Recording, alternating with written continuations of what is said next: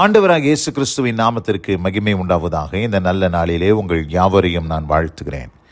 இந்த நாளின் தியானத்திற்கு என்று தெரிந்து கொள்ளப்பட்ட வேத பகுதி யாக்கோபு எழுதின நிருபம் 4 அதிகாரம் 17 ஜேம்ஸ் சாப்டர் 4:17.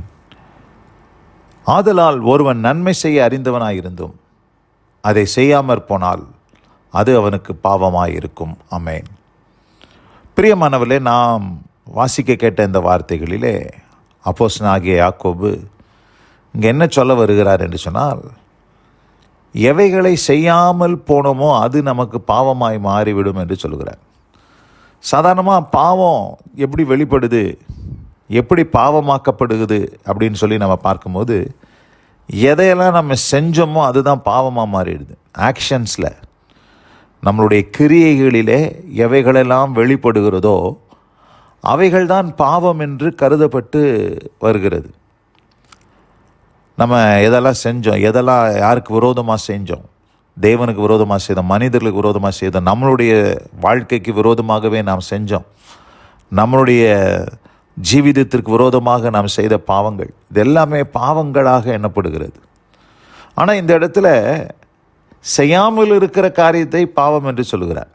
ஒன்றை செய்யாமல் இருக்கிற காரியத்தை பாவம் என்று சொல்லி, என்ன செய்யாமல் இருந்த காரியம்? ஒருவன் நன்மை செய்ய அறிந்தவனாயிருந்தோம். அதாவது ஒருவனுக்கு ஒரு உதவி தேவை, அந்த உதவியை செய்வதற்கு இன்னொருவன் அறிந்திருக்கிறான். அவன் சும்மா ஒரு வார்த்தை சொன்னால் போதும், அவனுக்கு ஒரு நன்மை கிடைக்கும். அவன் ஒரு சிபாரிசு பண்ணால் போதும், அவனுக்கு ஒருவேளை அந்த நன்மை உண்டாகும். ஆனால் இவர்கள், இந்த உதவி செய்யக்கூடியவன் அவன் கண்டு கொள்ளாதவன் போல, நமக்கு என்ன வந்துச்சு, அதுக்கும் நமக்கும் என்ன சம்பந்தம் என்று சொல்லி அவன் அதை குறித்து அசட்டை செய்து அவன் காணப்படுவானே, ஆனால் அது அவனுக்கு பாவமாக எண்ணப்படும் என்று சொல்லி வேதம் நமக்கு சொல்லுகிறது. நம்மை சுற்றிலும் அநேக மக்கள் இருக்கிறார்கள். நம்மளால் அநேகருக்கு உதவி செய்யக்கூடும். உதவி செய்வதற்கான அநேக சந்தர்ப்பங்களை ஆண்டவர் தரார். நம்மளை வச்சிருக்கிறதே ஆண்டவருடைய நோக்கம் என்ன? 4 பேருக்கு பிரயோஜனமாக இருக்கணும் தான் ஆண்டவர் நம்மளை வச்சிருக்கிறார். நம்ம அநேக நேரத்தில் எப்படி இருக்கிறோன்னா, நமக்கு நாமே தனக்குத்தானே கனி கொடுக்கிற ஒரு திராட்சை செடியை போல, நமக்கு நாமே பலன் கொடுத்து கொள்ளுகிறவர்களை போல நாம் வாழ்வோம். ஏனால் அதில் எந்த பிரயோஜனமும் இல்லை. செல்ஃபிஷாக வாழ்கிற ஒரு அனுபவம். பிரியமானவர்களே, தேவனுடைய நோக்கம் அது அல்ல. ஆண்டவர் நம்மை ஆசீர்வாதத்தின் ஊற்றுக்கால்களாய் நம்மை வைப்பதற்கு தான் ஆண்டவர் நம்மை தெரிந்து கொண்டிருக்கிறார். ஆதலால் நம்மளால் ஆன வரைக்கும் மற்றவர்களுக்கு உதவி செய்ய பிரயோஜனமாக இருக்க ஆண்டவர் நம்மை தெரிந்து கொண்டார் என்பது தான் உண்மை.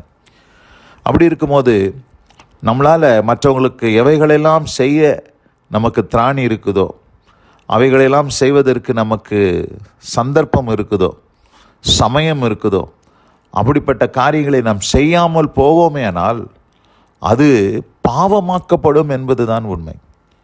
இந்த காலை வேளையில் இந்த செய்தியை கேட்டுக்கொண்டிருக்கிற அன்பான சகோதரி சகோதரியே, நீங்கள் எத்தனையோ காரியங்களை உங்களை சுற்றியுள்ள மக்களுக்கு செய்யக்கூடும், செய்வதற்கு சமயம் இருக்குது, செய்வதற்கான சந்தர்ப்பங்களை ஆண்டவர் உண்டு பண்ணி கொடுத்தும் ஒருவேளை நீங்கள் அந்த உதவியை செய்யாமல் இருப்பீர்களானால் அது உங்களுக்கு பாவமாக இருக்கும். உங்கள்கிட்ட உதவி கேட்டு வந்தாங்க, நிறைய பேர் உங்களை உதவியை நாடினாங்க, உதவிக்காக உங்களிடத்தில் நாடி இருக்கலாம்.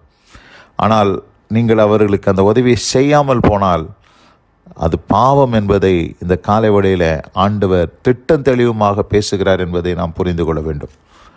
லூக்கா சுவிசேஷம் 12 அதிகாரம் 47 இப்படியாக ஒரு வசனம் சொல்லுது, தன் எஜமானுடைய சித்தத்தை அறிந்தும் ஆயத்தமாக இராமலும் அவனுடைய சித்தத்தின்படி செய்யாமலும் இருந்த ஊழியக்காரன் அநேக அடிகள் அடிக்கப்படுவான் என்று இங்கே வேதத்தில் வாசிக்கிறோம். அநேக அடிகள், 1 அடி 2 அடியில் அநேக அடிகள். அப்போ யாருக்கு அதிகமான தண்டனை வரும்னு சொன்னால், எஜமானுடைய சித்தத்தை அறிந்து நன்மை செய்ய அறிந்தும் அந்த நன்மையை செய்யாமல் நாம் இருப்போமேனால் அது பாவமாக மாத்திரம் மாறாது, அது தண்டனைக்கு ஏதுவான காரியமாக மாறிவிடும் என்பதுதான் உண்மை. அதை தான் இங்கே வேதம் நமக்கு சொல்லுகிறது.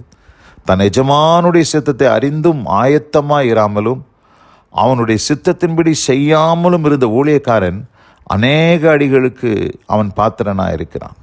பிரியமானவர்களே, இந்த அருமையான இந்த நல்ல நாளில் கூட நாம் கேட்ட இந்த வார்த்தையின்படியாய் நம்மை சுற்றிலும் ஒரு சமுதாயம் இருக்குது, நம்மளை சுற்றிலும் நம்முடைய சபை இருக்குது, நம்மளை சுற்றிலும் நம்மளுடைய குடும்பம் இருக்குது.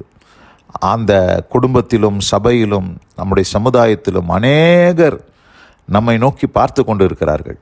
அவர்களுக்கு நம்ம ஒரு ஆசீர்வாதத்தின் ஊற்றுக்காலாய் விளங்க வேண்டும். நம்மளால் அவங்களுக்கு அநேக உதவிகள் செய்யக்கூடும். அப்படிப்பட்ட உதவிகளை அவர்கள் உங்களை நாடி வரும் பொழுது, உங்களை நாடி வரணும்னு கூட அவசியம் இல்லை. சில நேரத்தில் அவங்க கஷ்டப்பட்டுட்ருப்பாங்க. அந்த பிரச்சனைக்கு உங்களால் ஒரு தீர்வை கொண்டு வர முடியும்.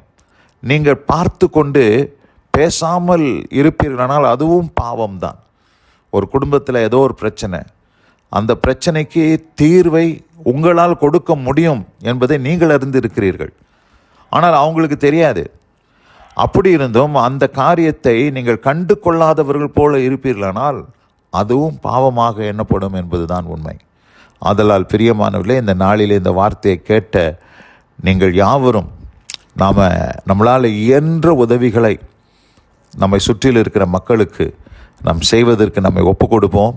அப்படி செய்யும் பொழுது அது நமக்கு நீதியாக மாற்றப்படும் என்பதை தான் நாம் அறிந்து கொள்ள வேண்டும். இந்த அருமையான இந்த நல்ல நாளில் கூட இந்த வார்த்தைகளை கேட்டவங்க ஒவ்வொருவரையும் கர்த்தர் தாமே ஆசீர்வதித்து காப்பாராக. God bless you all. Amen. Amen. நாம் ஜெபிப்போம். எங்கள் அதிகமாய் நேசிக்கிற எங்கள் அன்பின் பரலோக பிதாவே, ஒருவன் நன்மை செய்ய அறிந்தவனாய் இருந்தும் அதை செய்யாமற் போனால் அது அவனுக்கு பாவமாய் இருக்கும் என்று சொல்லி நாங்கள் வேதத்திலே வாசித்தோம். ஆண்டவரே, தன் எஜமானுடைய சித்தத்தை அறிந்தும் ஆயத்தமாய் இராமலும் அவனுடைய சித்தத்தின்படி செய்யாமலும் இருந்த ஊழியக்காரன் அநேக அடிகள் அடிக்கப்படுவான் என்பதையும் நாங்கள் இந்த நாளிலே தியானிக்க கிருபை செய்தீர். ஆண்டவரே, நாங்கள் இந்த வார்த்தைகளை கேட்டு எச்சரிப்படைந்து நாங்கள் ஜாக்கிரதை உடையவர்களாய் யாராருக்கெல்லாம் நன்மை செய்ய எங்களால் கூடுமோ அவர்களுக்கெல்லாம் இந்த நன்மைகளை செய்து விடுவதற்கு ஆண்டவரே நாங்கள் ஆயத்தமாயிருக்க நீர் எங்களை பலப்படுத்தும். ஆசீர்வதியும். இந்த வசனம் கேட்ட பிள்ளைகள் ஒவ்வொருவருக்கும் அப்படிப்பட்ட அனுபவத்தை தந்தருள்கிறார். தாழ்த்து உடைய கிருபையின் கரத்தில் அர்ப்பணிக்கிறோம். உடைய கிருபை தம்முடைய பிள்ளைகளோடு கூட இருப்பதாக. இயேசு கிறிஸ்துவின் வல்ல நாமத்தில் பிதாவே. ஆமென். ஆமென்.